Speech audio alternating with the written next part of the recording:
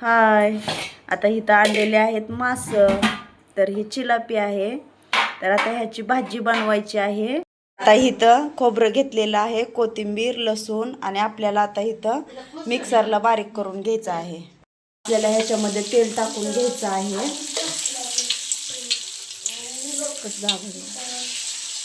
इथं गिरवी करून घेतलेली आहे. गिरवी टाकून घ्यायची आहे. आणि आता ही गिरवी आपल्याला चांगलं तेलामध्ये तळून घ्यायचं आहे. हळद, मीठ आणि आता आपल्याला टाकायचं आहे तिखट. आता आपल्याला हे मासे ह्याच्यामध्ये टाकून घ्यायचं आहे.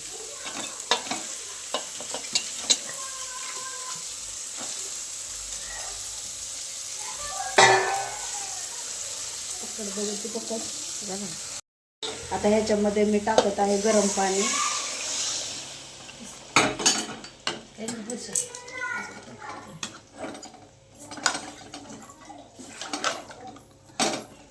भाजी शिजत आहे. आपली भाजी तयार झालेली आहे. व्हिडिओ आवडल्यास लाईक करा, सबस्क्राईब करा.